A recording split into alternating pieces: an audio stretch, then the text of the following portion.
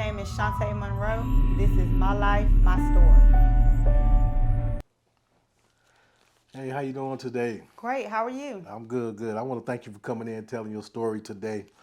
You have a unique story. I know a lot of people go through things in life, and I want you to come in and explain, some things that happened to you and how you got through everything. Okay?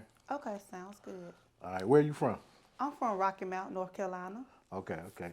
And that's where you grew up at? I did. Grew up in Rocky Mount. I was born in Greenville, but raised in Rocky Mount. Okay.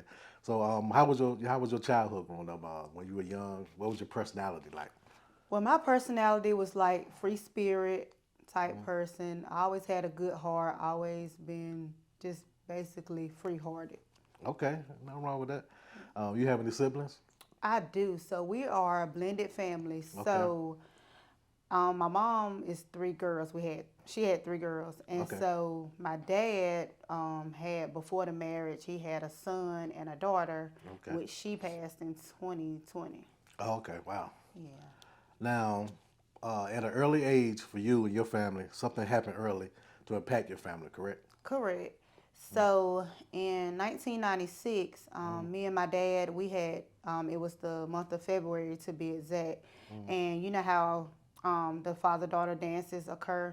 So me and my dad actually went to the father daughter dance one weekend, and the following weekend we were in a horrible car wreck, which left him paralyzed. But I was able to crawl out the truck and get us some help for Wow. that accident. Now, how old were you at the time? I was 9 years old. Wow. So you saw the accident, was in the accident. Was in the accident, watched the truck flip over, watched my dad just laying there on the driver's side, just covered in blood. Wow. So yeah, it was like a car hit us, and my dad lost control of his truck. And your dad did anything happen to him after the accident? He broke his neck, but it was like a process for him because as soon as we got to the hospital, they were like, he's okay, he's in critical care, but he's paralyzed from the neck down, and he had broken his neck in the accident. So, God. yeah, at the time, my mom was going to school at Fayetteville State for early childhood, and we had to call and just tell her that he was in an accident and that at the time things didn't look good. So at an early age, would you say you had to help take care of your dad and I did. So it was like a transition. So when my mom would go, she took training classes on how to take care of him and everything, okay. because she didn't want to put him in a nursing home. She was like, "No, we're gonna take care of this." So she was a brave woman. She actually left school and got like her CNA, her nursing certification, so that she could be able to take care of him at home. And she taught me how to do things like learn how to do the dressings on his leg, learn how to actually turn him like in the bed. And so everything that she was doing, I was basically able to do for him. And at the time you're 9, 10 years old. Yep, nine, Wow. 10 years old. Now, someone that age, you want to go outside and play, have fun. Yeah, and I would see kids outside playing, but I was learning how to keep house early, cook, clean, laundry. It was just us. We didn't really have the support where people would come in and do certain things at the time. And so I would watch my mom kind of get burned out. So we would kind of swap shifts, but everything, it was just like learning how to, because instead of having like a bunch of bed sheets, he had like chucks. So you had to learn how to put chucks behind him in the proper way so you wouldn't turn his skin. So I had to learn early. Wow. Now, you think there have any emotional uh, things like let me see, because I know, like you said, you saw kids playing. I know you want to play. Everybody want to play at that age, but you had to take care of your dad. Was anything emotional on you? Did it impact you emotionally? I say, or did you just not worry about it because it was your dad? It impact me in a big way because I'm like, why do we have to be going through this? I didn't understand at the time. I'm like, this is just not fair. Because 2 years after that, my mom got diagnosed with kidney failure. Wow. So then I not only had one ill parent in the home, but it was two. And so it became hard because she had to go to dialysis 3 times a week. we tried dialysis several ways. Sometimes she would have to do it at home, bring the machine in, or go to the facility. So it was a rough time.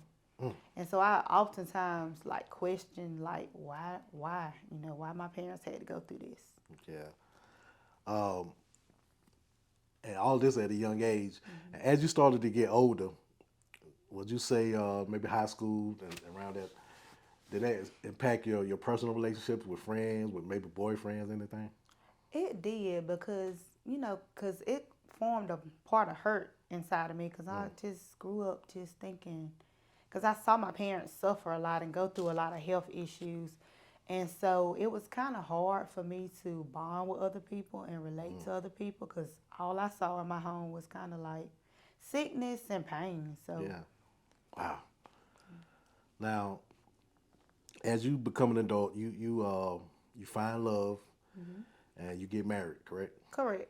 Okay. What was that relationship like? So I got married at an early age and was thinking, okay, this is finally, how you just been through so much. So it's like finally I get a chance to kind of breathe a little bit, get a chance to enjoy life, but it wasn't who I was supposed to be with. And so like when we were dating, I didn't kind of see those signs, but I started seeing things as we got married.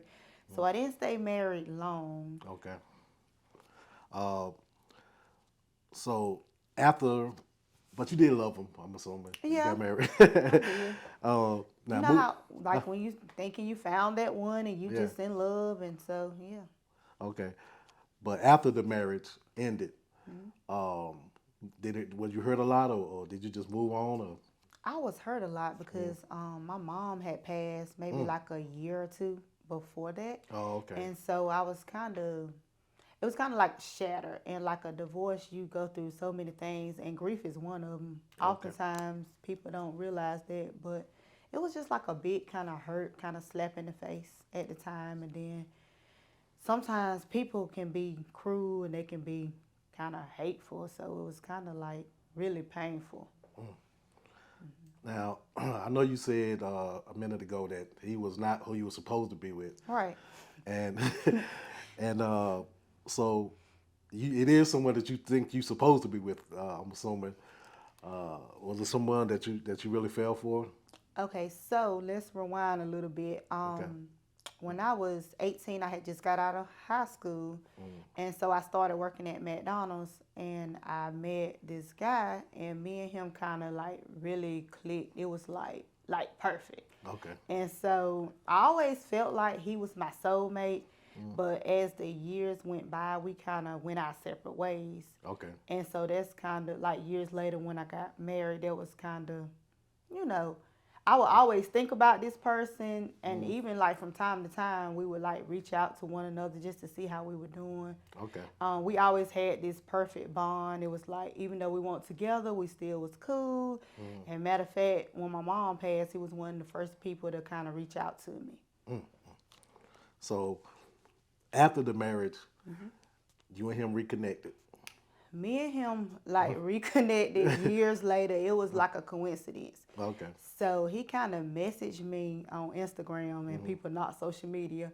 And he was kind of like, how you doing these days? And it kind of was like a different conversation to the ones we usually had. But he was like, I just got to make things right with you. And he said, I can't go on, not knowing how you feel. And I was like, well, I forgave you years ago, but it was just a different time with this. He was like, I have to see you. I got to talk to you.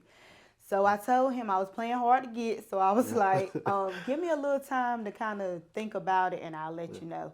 So I took 24 hours and then I messaged him back and then we kind of reconnected. We went out to dinner. We kind of talked. And then it was just like we picked back up as if we never broke up.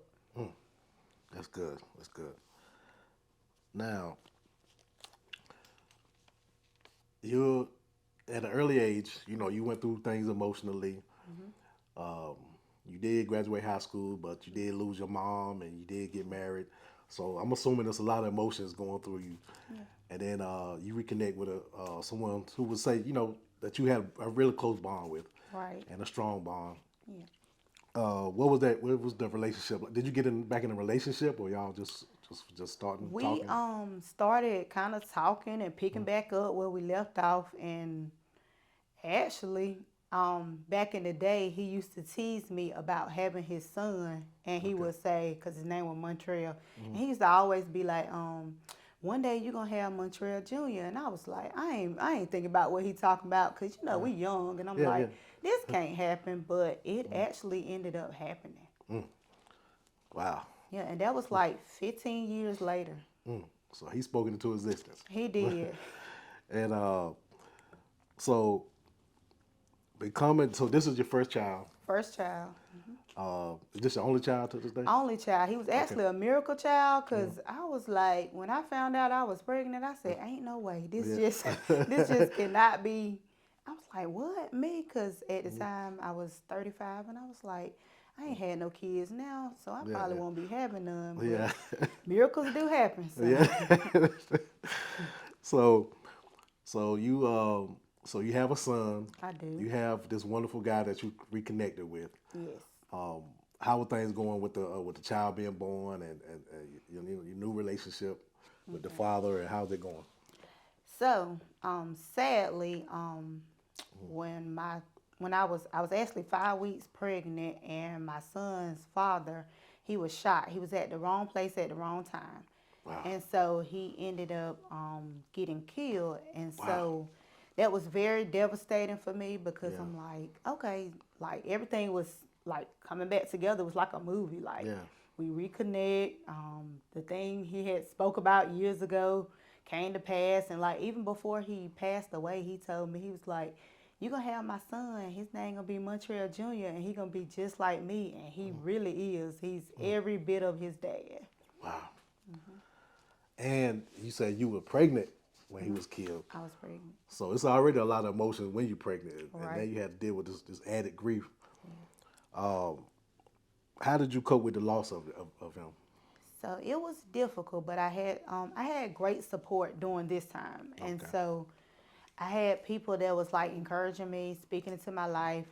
It was a daily process though, because I'm like, I kept thinking like, how did he just come back all of a sudden, and within 3 or 4 months he's gone? And so it made me kind of think of, life is precious, life is a gift, and suppose, if I held on to unforgiveness and I didn't forgive him at the time, I would have had that on my weight on my shoulder. But it was kind of weird too, because he was kind of reconnected with people, just reconnecting with people, trying to get relationships right. Yeah. He was just trying to, do the right thing, and for him to pass like that sudden, it was kind of devastating. Yeah. Wow. So so how was it? Now you have to be a single mom at the time, right after he passed. Was that difficult in the beginning?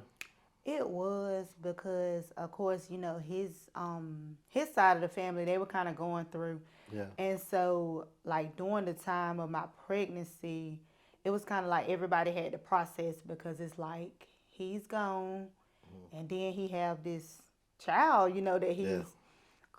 it's being formed, Yeah. because my son wasn't born then, and so it was a lot of processing that had to take place. But it was like after my son came, the family kind of, came together, and they just loved on him. And so, So is yeah. that his only child as well? No, he actually has a daughter. Okay, he had a daughter. She's 13. And that was his son, that was first son. Wow. Yes, his first son.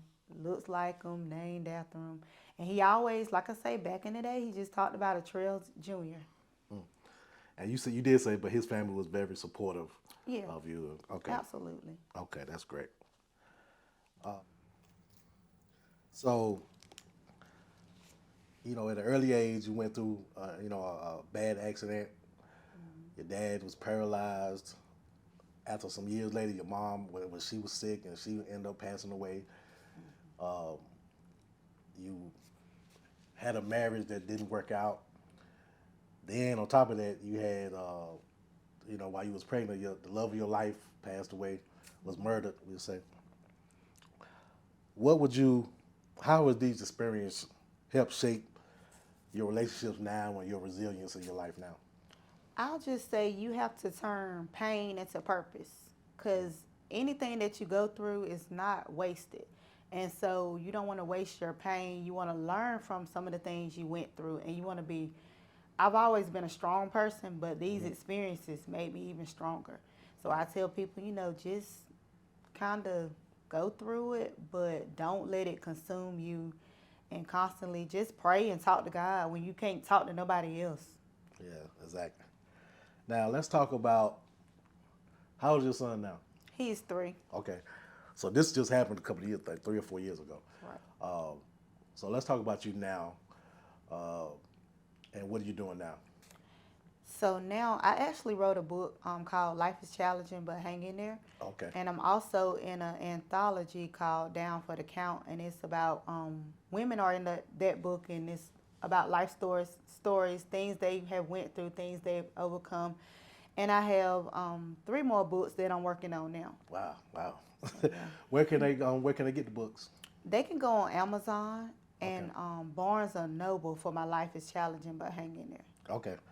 And you can they come to your Facebook page? Or anything? Sure, they can go to my Facebook page. They can inbox me. Okay, good, good. And I understand that you do something with. I see your shirt say "I love cupcakes." Yes. I know that you do something with young women, with young girls. That tell me a little bit about that. So Cupcakes movement is for like young girls and women. So we have support groups. We have where we do outings like etiquette classes, cupcake decorating, and it's kind of centered towards. I know everybody think it might be like a bakery shop, but we have learned with the cupcake to turn our bad experiences into good and to like put the sprinkles on the cupcake no matter what happens in your life. Now, do you find that um, helping you, which is like a therapy for you, helping young girls like that? It is because matter of fact, yesterday we were able to take young girls out to eat. Some of them had never been, and I had one young girl tell me like, "I've never been out to eat, to Ichiban's before," and I Yeah, was like, "Wow, this is so encouraging." So yeah. it's all about helping and impacting and just being a light in our community. Well, thank you for that. One last thing, what advice would you give someone, a young female or a male that been through some of the things that you've been through in your life? I would say number one, never give up. It might get tough. Everybody's path is different, so we all go through different things. But don't let it consume you, and to just find a support group or like a small community that's gonna have your corner and have your back. Because most of the time, I got through with people just texting me, encouraging words. You got this. You can make it, and that makes a difference. Okay, wow, wow. Well, I will say this: I'm definitely sorry that you had to go through some things in your life, Thank and I see that the impact has made you strong, resilient woman. you. Yeah, thank you. Take care of your child and doing things that you're doing for the young girls. And but I do want to thank you for coming in and telling your story. Thank you for having me. Yeah, no, most definitely. I want to encourage people to go pick up her books and her Facebook page is with Shonte Monroe. Yes. Shonte Monroe. Or they can go to, we have a Cupcakes Movement Inspiring Young Girls page as well Okay. as a Cupcake Movement Inspiring Women page. Okay, great, great. Definitely, definitely check that out. And I'm actually mad with you because you didn't bring me a cupcake, but but now, but now I do want to thank you for coming in though and telling your story and showing your resilience and being strong because we need women like you to get out and just speak to the young girls and do things that you're doing. So I want to thank you for that. Thank you for having me again. All It's right, been a pleasure. all right, thank you.